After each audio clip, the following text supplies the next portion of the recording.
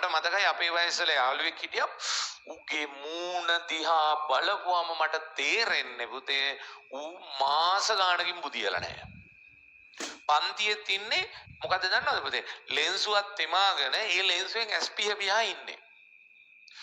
මොන්න කර්මයක්ද? අර අන්තිමේට විභාගේ 103ක්වත් දැම්මේ නැහැ. උට යාට ඒක ප්‍රෙෂර් එක කන්ට්‍රෝල් කරන්න තේරෙන්නේ නැහැ. ඒ ජීවිතේ ප්‍රෙෂර් එක කන්ට්‍රෝල් කරන්න තේරෙන්නේ නැහැ. අන්න ඕකින්ද තමයි සමහර වෙලාවට ඔය බාහිර වැඩ කරන එකේ වැදගත්කම. ඔය මොනවා හරි ස්පෝර්ට් එකක් එහෙම කරන එකේ වැදගත්කම. මං කියන්නේ ඔයාලට මේ කතාව හොඳට තේරුම් ගන්න. ඒ ලෙවල් කාලේ ක්‍රීඩා කරන්න එපා. ඒ ලෙවල් කාලේ සෙල්ලම් කරන්න. සෙල්ලම් කරාට අවුලක් නැහැ. සතියේට පැයක් දෙකක් සෙල්ලම් කරාට අවුලක් නැහැ. ක්‍රීඩා කරන්න එපා පුතේ. දැන් විශේෂයෙන්ම මේ කාලේ. ඒකේ වෙනස තේරෙනවනේ නේ. දැන් ලංකාවේ ක්‍රිකට් ටීම් එකේ කට්ටිය මොනවද කරන්නේ? ක්‍රීඩා කරනවා. ක්‍රිකට් ක්‍රීඩාවේ නිරත වෙන කට්ටිය. අපි මොකද කරන්නේ පුතේ? ක්‍රිකට් සෙල්ලම් කරන කට්ටිය. අපි ක්‍රිකට් ගහන්නේ අපේ විනෝදෙට. හරි. ලංකාවේ ක්‍රිකට් ටීම් එකේ කට්ටියත් සෙල්ලම් කරනවද මන්දා? හරි. එයාලගේ ඒක පුතේ වෘත්තිය. හරි. දැන් ක්‍රීඩකයෙකුට ක්‍රීඩාව කියන එක සමහර වෙලාවට ස්ට්‍රෙස් එකක්. ඔයාලා දකින්නවද?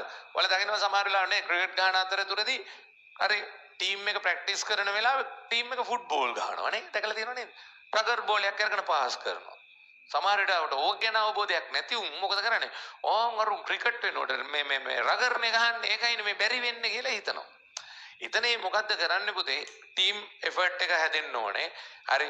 එයාලට ක්‍රිකට් කියන්නේ තව ස්ට්‍රෙස් එකක්. එයා හැමදාම දැන් එයා ඉතින් හිතන්නකෝ එන බෝලෙට මේ බෝලේ මේ විදිහට පහර දුන්නේ නැති වුණොත් මොකද වෙන්නේ? කෝච් ඒක බලාගෙන සටහන් කරගන්නවා. අන්න ඒ ෂොට් එක වැරදි කියලා. ඒක එතකොට ස්ට්‍රෙස් එකක්. නමුත් උන් රගර් ගහද්දි පුතේ බෝලේ අල්ලගන්න බැරි වුණා කියලා කිසි ප්‍රශ්නයක් නැහැ නේ. අර එයාලා මොකද්ද කරන්නේ? ඒ වෙලාවෙ එතන සෙල්ලම් කරනවා.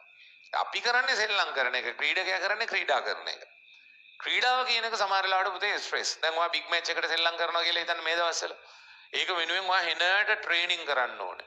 මොන වැඩේ තිබ්බත් ඒ වැඩේ අයින් කරලා ඔයා ට්‍රේනින් කරන්න ඕනේ. මොකද ඔයා පාසල නියෝජනය කරනවා.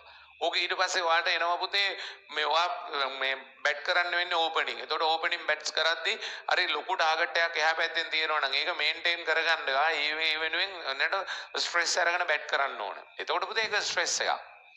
හරි ඒකට ට්‍රේනින් කරන්න ඕනේ. හරි ඊට පස්සේ එකකින් ඉෆෙක්ට්ස් එනවා. දැන් හිතන්න ඔයාලට කැච් එකක් මිස් වෙලා ඔයා මැච් එක පරදිනවා. හරි ඔයා අතින් තමයි කැච් එක මිස් වෙන්නේ. ඒකට ඕක සමහරලාට ඉස්කෝලේ පුරාවට හැමෝම කතා වෙනවා. ඒක ඔයාට හෙන ස්ට්‍රෙස් එකක්. ඒක සමහරවිට ඔයාට දවස් ගාණක් සමහර ක්‍රිකට් ක්‍රීඩකයෝ කියන්නේ ඒ අර අහවල් කැච් එක මිස් වෙච්ච එක හරි මට මගේ ජීවිතේට අමතක වෙන්නේ නැහැ. ඒක ජීවිතේට ස්ට්‍රෙස් එකක්. ඒ අය එතන ක්‍රීඩාව. හරි සෙල්ලම් කරනවා කියන එක ඔයාලට මේ වෙලාවේ ඇක්ටිව් වෙන්න හොඳ දෙයක්. හරි ඉතින් ඕක හොඳට තේරුම් අරගන්න. හරි තමන් ස්ට්‍රෙස් එක ලස්සනට මැනේජ් කරගෙන මේ වැඩේ ඉස්සරහට කරගෙන යන්න. ඒක තමයි පුතේ වෙන්න ඕනේ. ඒතකොට තමයි මේකෙන් ඔයාලට ඒ කියන්නේ අධ්‍යාපනයයි ක්‍රීඩාවයි අතර එහෙම නැත්නම් අධ්‍යාපනයයි ශාරීරික ක්‍රියාකාරීත්වයයි කියන එක දෙකම එකට තියෙන්න ඕනේ. හරි සාමාන්‍යයෙන් නම් මම නම් කියන්නේ ඔයා සතියෙම එක දිගට වැඩ කරන සමහර ළමයි ඉන්නවනේ. හරි එක දිගටම වැඩ කරන සමහරකට පුළුවන්. මම නම් කියන්නේ පුතේ අඩුම තරමේ ගේ වටේ රවුන්ඩ් එකක් හරි ඇවිදින්න. හරි එතනින් පොඩ්ඩක් ශරීරයට පොඩි ඇක්ටිව් ගතියක් එනවා. හොඳට නාන්න. සමහර අය නාන වෙලාවත් ඉදිරි කරගන්න කියලා පාඩම් කරනවා පුතේ. එහෙම නෙමෙයි. එහෙමයි කියලා ඉතින් ඔය ගෑනු ළමයි එහෙම අර වල්ලේව ගන්නවා අරව ගන්නවා මේව ගන්නවා කියලා පැයයි දෙකයි තුනයි එහෙමත් නානවා නේද? නෑ. ඔය කොච්චර කළා නෑ. හරි ඔය කොණ්ඩේම සුද්ධ කරගන්න නැත්නම් අර මොනවද උකුණොද මකුණොද හරි උන් ඉන්නවනේ නේද? හරි එහෙම නැතුව පොඩ්ඩක් හරි ඒ ලෙවල් කරන එක නාන්නේ නැතුව කන්නේ නැතුව බොන්නේ නැතුව ස්ට්‍රෙස් ගන්න එපා. මම කියන්නේ කරන වෙලාවෙ වැඩ ටික කරන්න. මම සරලව හිතන්නකෝ දවසේ පැය 24ක් තියෙනවා කියලා. පැය 24න් පුතේ පැය 5ක් නිදාගත්තා තව පැය කීයක් ඉතිරිද? 19ක් ඉතිරි. ඒ පැය 19න් පුතේ පැය 17ක් වැඩ කරන්න පැය 15ක් වැඩ කරන්න උප්පරිම ඒ ඇති.